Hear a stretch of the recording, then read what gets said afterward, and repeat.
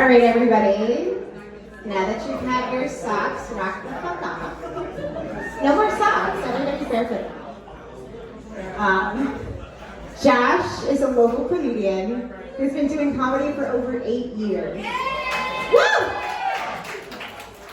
He is a regular at the Comedy Sports Comedy Club in Milwaukee, and they just returned from the Midwest Queer Comedy Festival in Columbus, Ohio. Yes! Please come get it, Josh. Woo! Hi, everyone. So, it's been 8 years since I legally changed my name. My voice hasn't caught up to my name yet. It helps with debt collectors. They're like, is Josh here? And I'm like, no, he's not. I'm sorry. I got a new phone number, and this guy that used to have my phone number, he didn't tell his girlfriend to change his phone number. And so she keeps calling me, and she hears my voice, and she thinks I'm the girl he's cheating on her with. So I kept saying, like, hey, like, he's not here, you have the wrong number. She just kept getting more and more angry, like, put him on the phone. So eventually I was like, look, he doesn't love you anymore. He's with me now. We're having a baby. For breakfast. We're cannibals. And she stopped calling. So I've seen on Fox News keeps talking about how like transgender people are destroying society. And I'm like, that makes me feel like I'm doing something with my life.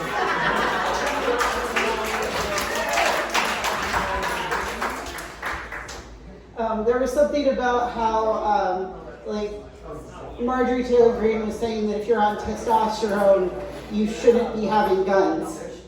To which I say, like, me now is not the problem. Me when I was having periods, that was the problem. And if you're gonna say that I can't have guns because I'm on testosterone, then I think the same goes for Joe Rogan.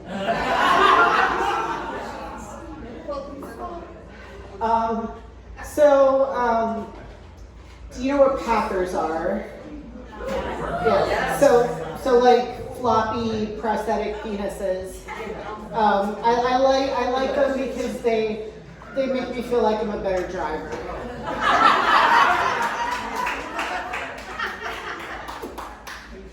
But I wore one to work once and it disappeared.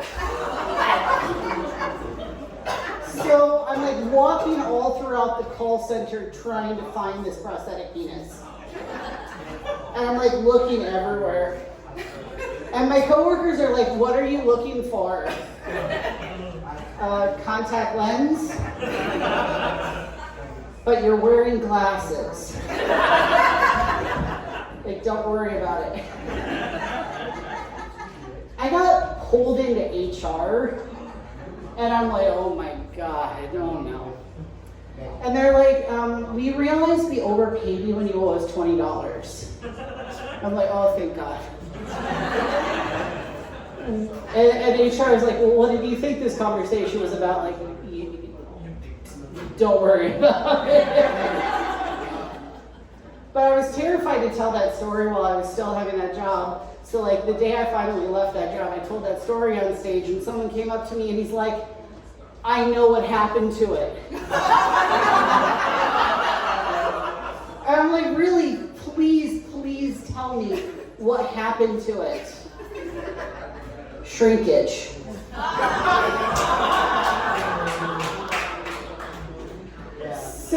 So my mom has been mostly supportive, but she thinks like I wasted my good looks before my transition.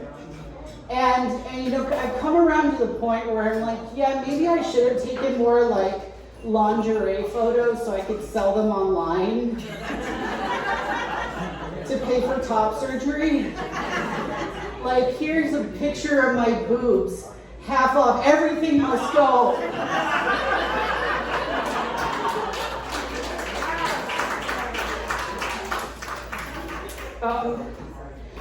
OnlyFans doesn't work the same for trans guys, unfortunately.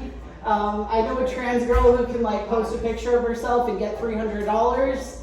I've got a lot of hair. There's a market, but it's not the same. So I was outside of a bar nearby, and this drunk chick comes up to me, and she's like, "Hey, are you on hormone replacement therapy?" And my friend who was with me was like, "You don't just ask people that. You can't ask people that." I'm like, actually, drunk chick is more polite than some of the other ways I've been asked that question. So drunk chick gets defensive, and she's like, "No, it's okay. I can ask that question. I'm bi. I can ask that question." And anyway, so we're like talking to her for a little bit, and then finally, like, drunk chick's like, "Hey, you want to meet my mom?" Because she was out drinking with her mom because it's Rockford. Yes. So she introduced me to her mom, and I'm like, "Hey, so are you bi?" "It's okay, I can say that. I'm on hormones." That's when drunk chick realized she could have been nicer. She's like, "I'm really sorry, I just want to make it up to you. Do you want to smoke pot with me?" I'm like, "What kind of pot?" "Well, I got it from a gas station." "No, we're good." we're good. So when I first started using the men's room, though, I'm gonna be honest, I was terrified. I like to say, I don't normally like to use this word, but I like to say I was too much of a pussy to use a men's room. First time I ever used like a men's room and not just like a general neutral bathroom, I was at a Renaissance fair. And the line for the women's room was 3 hours long. The line for the men's room was 30 seconds. I'm like, okay, this seems obvious to me. Like, even like my trans feminine friends are like, "You know what, I'm just doing it. I did it for 20 years. I'm just going in now." So I decided to put on my +5 cloak of hiding, which is what I call hoodie. I just like run in and run out. And in the men's room, there was a guy directing traffic, and he's going up to everyone going like, "Number 1 and number 2. And I'm like, "Number 2, and he like pointing at the urinals really aggressively. And I'm like, "Good sir, I may not have the plumbing for that." And he's like looking at me like, "What?" I'm like, "Number 1. But anyway, I got over it, I'm fine now.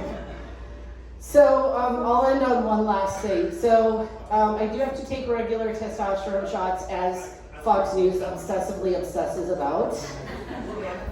And the other day I realized it was time for my shot, but I had just taken an edible. And I'm like, okay, I need to stick myself with a needle. Can I do this? Like, it's fine, I've done this hundreds of times, I can do this. So I'm getting like the bottle and the needle and the syringe and everything ready, and I start to feel it hit my nose. And I'm like, oh God, it's happening. It's okay, I can do this. So I get the testosterone in the syringe, and I get it in my leg, and everything's good, but then it's time for me to pull the needle out. And I'm really hoping this is not the 1 in 10 times every time I do my shot that blood starts squirting out. And unfortunately, it was one of those times when blood started squirting out. Now, I had forgotten to buy alcohol wipes, so I was just winging it with cotton balls and vodka. So I'm like, okay, I can clean up the blood. It's okay, I've got vodka. But there's blood everywhere, and then I spill the vodka. And I'm like, just suddenly get really, really tired. So I just sit down on the bathroom floor, and I'm just like, I'm just gonna wait this out and then clean it up later. So my mom opens the door to the bathroom, and she's like, oh my God, what's going on in here? I'm just like, testosterone is a hell of a drug.